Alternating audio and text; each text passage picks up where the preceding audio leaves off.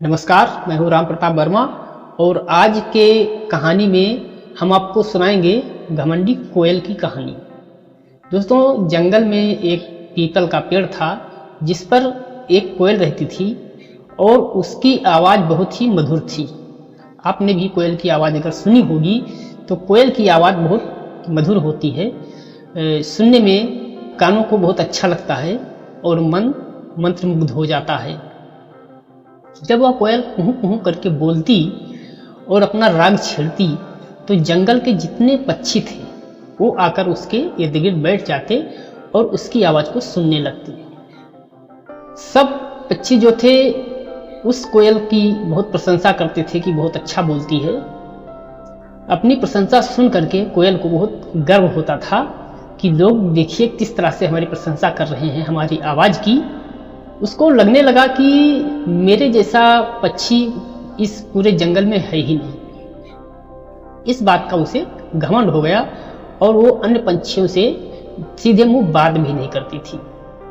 समय तेजी से बदल रहा था और बरसात का मौसम आने वाला था, तो जो उसके साथी थे पक्षी जो उसकी आवाज़ को सुनने आते थे, उन्होंने उस कोयल को भी राय दिया कि मौसम बदल रहा है, बरसात का मौसम आ रहा है, तो ऐसा करो कि अपना खाने पीने का इंतजाम और अपना घोंसला सब ठीक कर लो।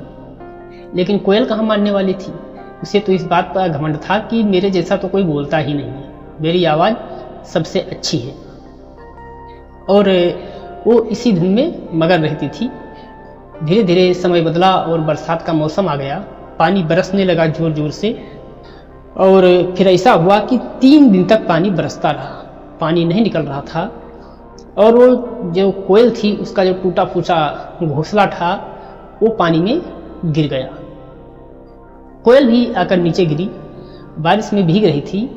तो जो अब बाकी पक्षी थे उन्हें थोड़ी दया आ गई और वो कोयल के पास कुछ आए और उन्होंने कोयल को उठाया और लेकर के अपने घोंसले में गए और उसके खाने पीने का इंतजाम किया और उसकी सेवा की। जब वो कोयल थोड़ा ठीक हुई तो अपनी करनी पर उसको बहुत पछतावा हो रहा था और उसका जितना घमंड था सारा घमंड टूट चुका था। उसने सभी पक्षियों से माफ़ी मांगी और सबके साथ मिलकर रहने लगी। तो दोस्तों, घमंड कहीं ना कहीं इंसान को इतना अंधा बना देता है कि वो अपना नफ़ा और नुकसान नहीं समझ पाता और ना ही वो ये जान पाता है कि मैं जो कर रहा हूँ वो मेरे लिए कोई फ़ायदेमंद है, नुकसानदायक है। इंसान अपना आगा पीछा भूल जाता है। आज की कहानी में इतना ही। हम मिलते हैं किसी अगली इंटरेस्टिंग कहानी के साथ। तब तक के लिए नमस्कार।